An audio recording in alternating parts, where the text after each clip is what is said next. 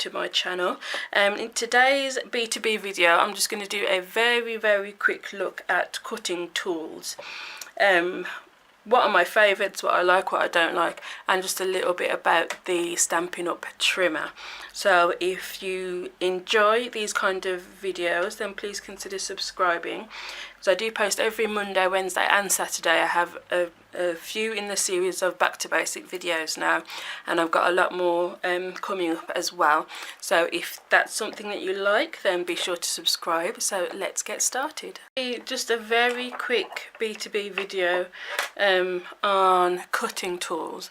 B2B is back to basics. So the main cutting tools that you're probably going to need if you're starting out, or that you probably have if you've been crafting for a while, you're going to have your trimmer, you're going to have your scissors, and probably some craft knives. So these two craft knives are the ones that I use the most. They're the same blade, but it's just a different style of knife. This one is your basic, like any normal knife.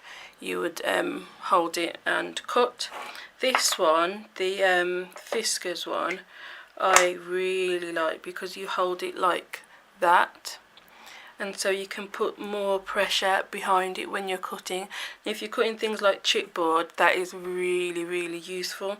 So I use that. I do have another trimmer, a big trimmer for chipboard, but if you don't have that, then this cutting, I can't get my words out today, this blade knife, oh my goodness, is a really good one. So I'll have links in the description where you can get a hold of one of those if you like it. And also my scissors are Fiskars scissors as well. So these are actually dressmaking scissors, but I do like how long the blades are. I do also have, let me just grab them, the Tim Holtz big scissors. I like these because they can cut through anything and are super sharp, but what I don't like is that it has a serrated edge. So when you cut, there's a serrated edge on your card, and it is minuscule, but I can see it, and that really irritates me.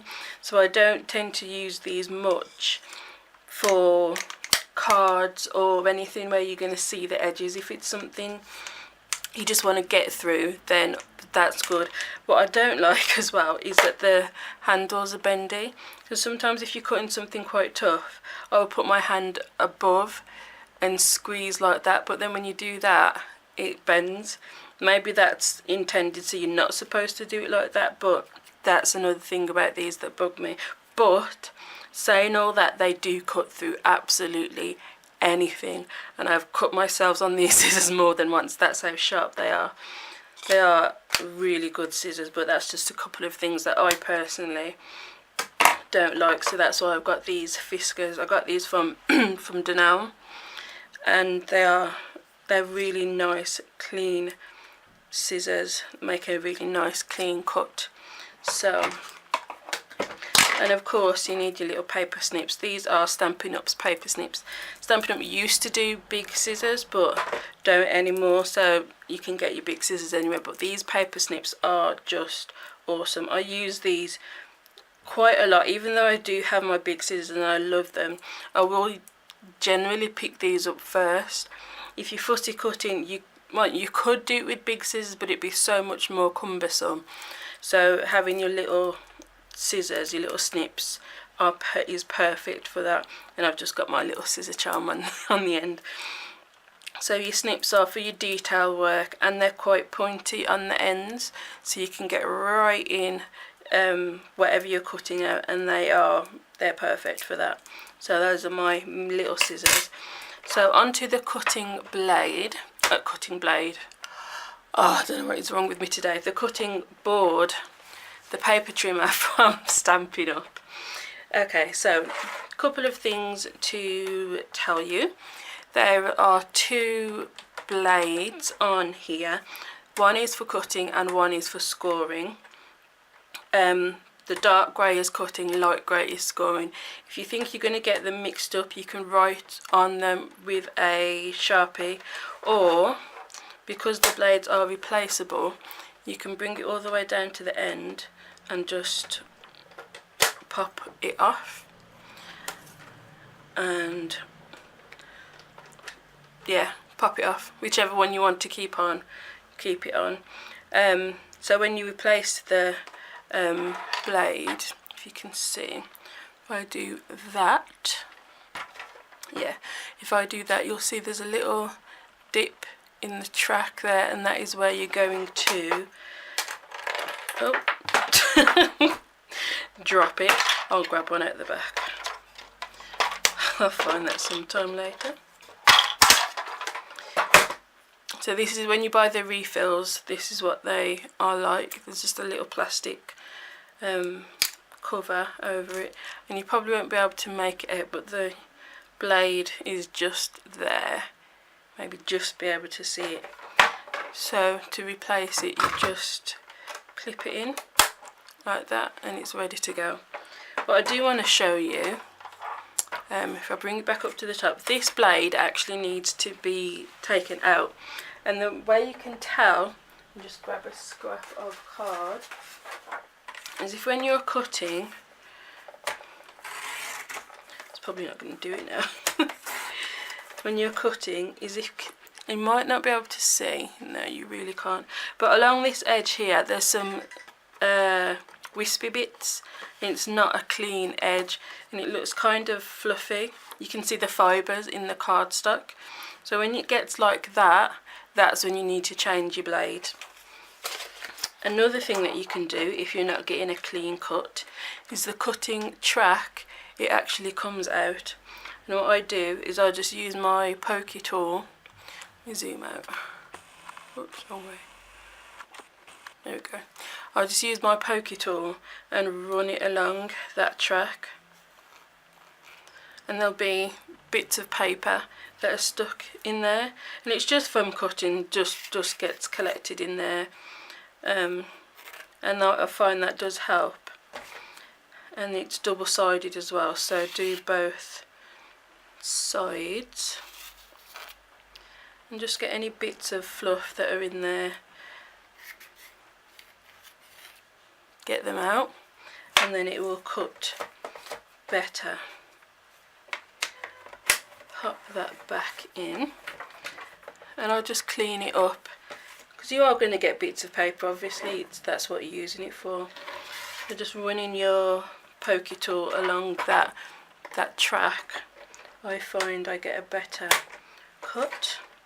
I'm just popping out the dull one and popping the new one back in, and so that now cuts beautifully. You really cannot see it on camera, I know, but it does cut so much better. And when you flip it over, you'll see that there's a storage compartment underneath, and that is where I keep my new blades that I've bought. So those just pop in there. This does have an extension arm as well, so it extends up to 14 3/4 inches, like so, and there's a little foot underneath. Let's flip it over. Here there's a little foot there, and you need that when you're using the extension arm, because without the foot, when you're putting your cardstock on here, that's going to move and that'll throw off your cutting. So just flip that foot out, and now that is stable. And make sure as well to extend the arm out fully, and it'll sort of lock into place, because before I have been cutting and I've been ever so slightly off, and I've realised that arm wasn't quite straight, and so my cutting was off. So make sure that is fully straight, extend it out as far as it can go, and then the foot is down, and you'll get a good clean cut. And then flip that back in. This side of the cutting track also has the measurements on it. I'm not going to try and bring it up. I'll try and zoom in, if I can get that to focus now. There we go. So this side also has the measurements on it, as well as this side, and you might think, oh, that's weird. But when you're just cutting 1/4 inch off, it's actually easier to do it that side instead of here, because there's nothing, first of all, there's nothing for it to butt up against, so you might be off with your measurements. So it just makes it just that little bit easier when you're cutting off those tiny little pieces, and that goes up to 1.25 inches. And then obviously it's the same that way. I use the inches, but it does have centimeters at the top there as well, and also down the bottom it has your measurements as well. So whichever way round you wanted to use the board, both are going to be fine. And I think that is it for today. Like I said, it's a very quick B2B video on cutting tools.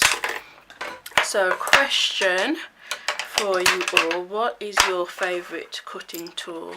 Do you just use your big scissors, your little snips, your craft knife, or what trimmer do you have? Because like I said, I do have another trimmer. I've got the I kind of splurged a little bit, and I got the Caterpillar Pro.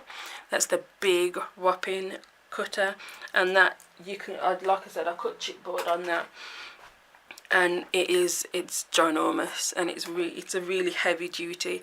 I don't use it every day for my day-to-day cutting. I use the Stampin' Up board, and it's absolutely perfect. But I wouldn't cut chipboard on this, because one cut through and you'd probably wreck your board. So I wouldn't recommend using chipboard on this. But yeah, so the Caterpillar Pro is also awesome. I do have that as well, just in case you were wondering. So yeah, that is it for today. Thank you very much for watching, and I'll see you in the next video. Bye.